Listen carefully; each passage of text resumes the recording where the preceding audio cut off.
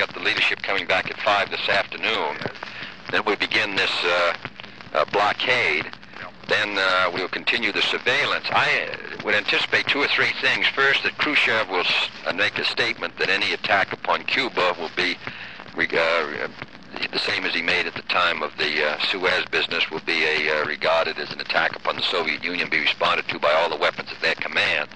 Number one. Number two is we have to assume that as this surveillance continues with the U-2s, that these SAM sites may shoot one down. At that point, then we were just discussing what action we will take in attacking the SAM site. So I would assume that this will only be the first of an increasing number of steps. We're not going to be in any position to carry out an invasion for some days because we have to move those troops around from San Diego, but we're going to do all those things, and we'll just stay in touch with you this week, which, as I say, we anticipate that it will be getting more intense. As I understand it, John talked to me about 3 possibilities. Right. The first one, I told him the only real thing I said was I thought that was completely wrong. And apparently everybody else had seen it. That's right, and for the reasons, one is we didn't think we'd get them all, as well as we'd have all the disadvantages without finishing the job. That's correct. Yeah. And the second one, the difficulty was, and of course here between second and third, I thought there were a number of reasons on both sides, and of course I couldn't tell about the understandings that the government had had with the Latin American companies, with NATO, and so on and so on. Right. But so there, I just my thought was, well, no matter what you have to do, I will certainly stand hit and will be doing my best. Right.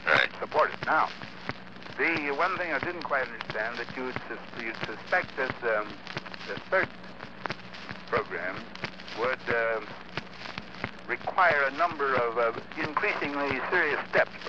Well, what we anticipate is first his statement of, the sort of usual one. But then, of course, the surveillance will continue. Now, we have to assume that they perhaps will shoot down one of these U-2s. Then in that case, and therefore make our surveillance impossible. In that case, of course, we will then have to judge what action to take. But I think that we probably, as I don't expect they're going to discontinue work on these things, I don't expect they're going to withdraw them. And I would think that we probably have that danger in any case.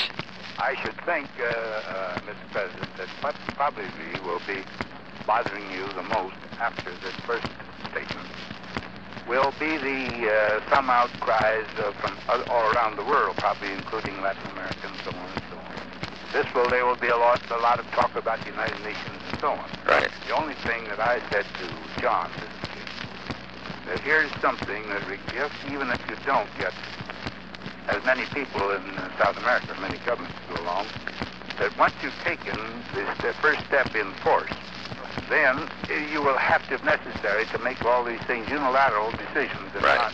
That's right. And that's the big thing. And when if you see becomes time to do something, why you yourself, of course, will have to make a decision.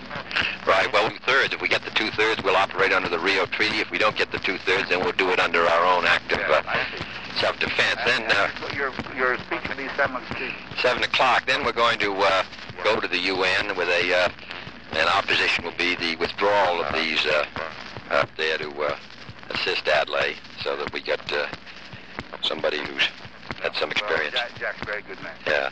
Well, I thank you for telling me, and I will. I personally, I think you're really making the only move you can. Yeah, it's tough to. As I say, we will. I don't know. We may get into the invasion business before many days are out.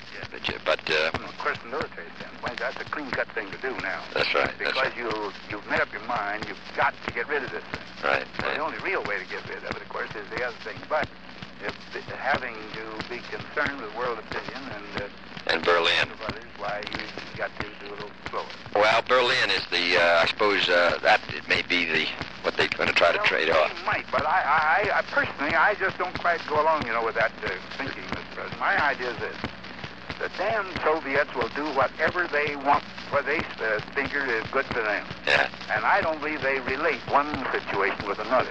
That's what they find out they can do here and there and the other place. Yeah, yeah. And we're already standing at the unit with NATO that if they go into Berlin, that's all of us. Right. That means they've got to look out that they don't get a terrific blow themselves. Right, right. And I don't, it might be, I could be all wrong, but my own conviction is that you will not find a great deal of relationship between the two. Let me ask... They'll try to make it that way. General, what about if the Soviet Union, Khrushchev announces tomorrow, which I think he will, that if we attack Cuba, that it's going to be nuclear war? And what's your judgment as to the chances they'll fire these things off if we invade Cuba? Oh, I don't believe it is. You don't think they will? No. In other words, you would take that risk if the situation seemed desirable. As a matter of fact, what can you do? Uh-huh. If this thing is such a serious thing here on our flank, that we're going to be uneasy, and we know what things happening now. All right, you've got to use something. Right. Something may make these people shoot them off. I just don't believe this will. Yeah, all right. In any event, of course, I'll say this. I'd want to keep my own people very alert. Yeah. No, hang on tight. Yes, sir. Thanks a lot, General. All right, thanks. All right.